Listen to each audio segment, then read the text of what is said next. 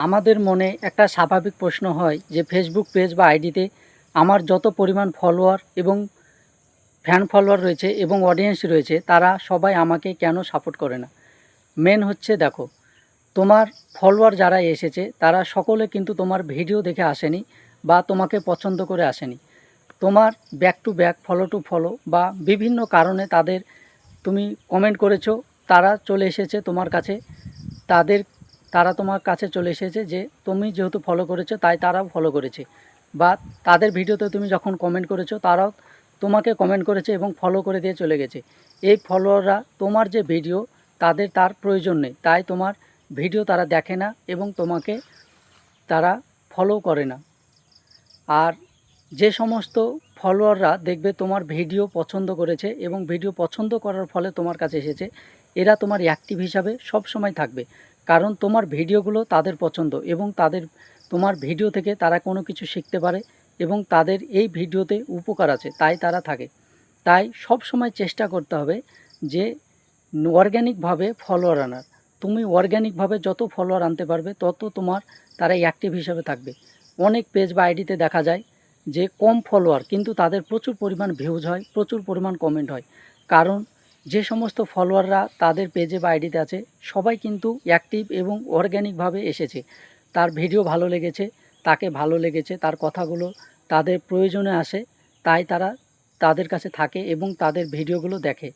তাই চেষ্টা করতে হবে ডুপ্লিকেট ছাড়াই ফলোয়ার আনার। তুমি যত বেশি এখানে এই পেজ বা আইডিতে অর্গ্যানিকভাবে ফলোয়ার আনতে পারবে তত বেশি তুমি সামনের দিকে এগোতে পারবে। তার জন্য চেষ্টা করবে ডুপ্লিকেটই ছাড়াই তুমি অর্গ্যানিকভাবে ফলোয়ার আনার। তোমার ফলোয়ার আসতে দেরি হোক, তবু তুমি ধৈর্য ধরে থাকো।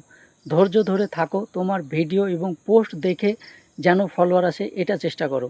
অন্যের কমেন্টে গিয়ে ফলোয়ার ডেকে ডেকে আনা, এই ধরনের কাজ থেকে বিরত থাকো। কারণ তুমি এখানে স্বপ্ন পূরণ করতে এসছো, তোমার স্বপ্ন পূরণ করতে হলে অবশ্য ধৈর্য ধরতে হবে। আর ধৈর্য ধরে যত তুমি এখানে এগিয়ে যেতে পারবে ততই তোমার সামনের দিনগুলো দেখবে খুবই ভালো হবে।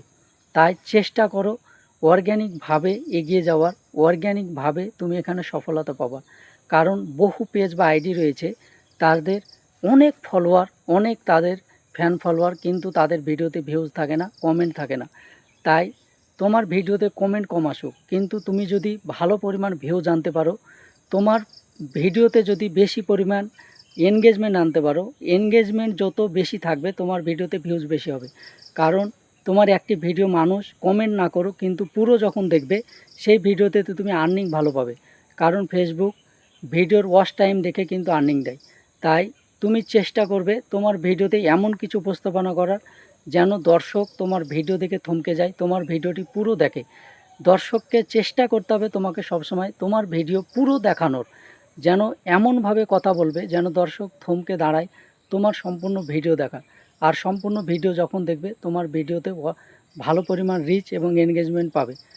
তাই চেষ্টা করো অর্গ্যানিকভাবে এখানে কাজ করা।